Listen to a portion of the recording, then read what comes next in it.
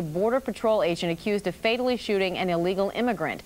The January incident has already drawn official condemnation from the Mexican government, but in the meantime, Border Patrol agent Nicholas Corbett remains on active duty. Should he be required to take a leave of absence while the FBI investigates? For both sides of this debate, I want to bring in immigration attorney Michael Wilds, a former federal prosecutor and current mayor of Englewood, New Jersey, and Juan Hernandez, author of New American Pioneers, Why Are We Afraid of Mexican Immigrants? Thank you both for being with us. You bet. Pleasure. All right, Michael, considering that authorities are still deciding whether or not to press charges here, was this agent reinstated too quickly? Why not put him on inactive duty while they figure things out? There's a presumption of innocence, and I think it would be inappropriate to second-guess somebody in the field. In essence, the task of a border patrolman, where there's a video camera 2 miles away at the closest pole, is a daunting task, and if he did the right job, then he should be returned to his job.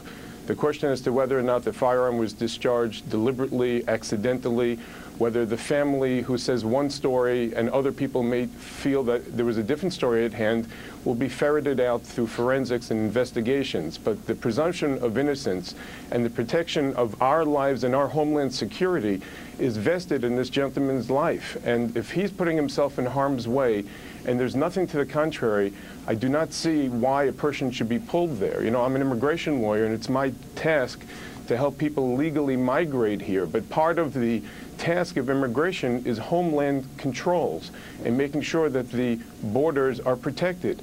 And since Congress has been silent on this issue, and the silence is deafening, it's created a lawlessness, if you would, and the wild, wild west at our borders. And this is one of those collateral issues that sadly happens. Juan, presumption of innocence. Is that a fair argument here to keep this Border Patrol agent on duty while the investigation continues? Well, my friend, this is just another another way of us showing the world that our immigration system is just a mess. But thank goodness the Flake and Gutierrez bill is now supported, not just supported, but is even co-signed by over 30 of our congressmen today. I will be meeting today with McCain. I'll be meeting with Kennedy also today, and we're pushing for the Senate to go ahead and present a bill. I think that in the next weeks we will find that this nation is going to do the right thing. The good thing is we have two groups that are very, very strong supporting this. And by the way, these are both conservative groups. We have the religious people, we have the Catholics, and the evangelicals. Last night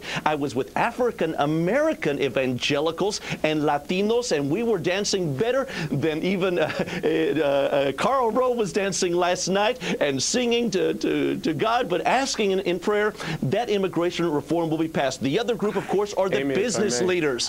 And the business leaders are supporting also comprehensive immigration reform. All right, Michael, I'll let you respond. We went in a different direction there. No, I think that immigration reform is very important. And as a mayor of a city in New Jersey myself, we see the collateral effect that it has. The illegal community does drain resources. It does pay for tolls and sales tax, but it does drain heavily on the medical and the educational costs.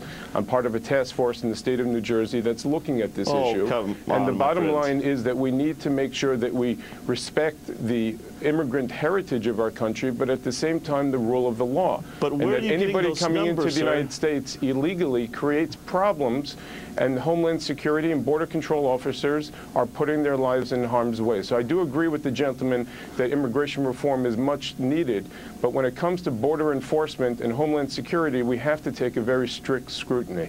Michael Wilds and Juan Hernandez, thank you for being with us. Pleasure. You bet. Well, what will happen if the U.S. leaves Iraq? Is the president correct when he says it would embolden America's enemies?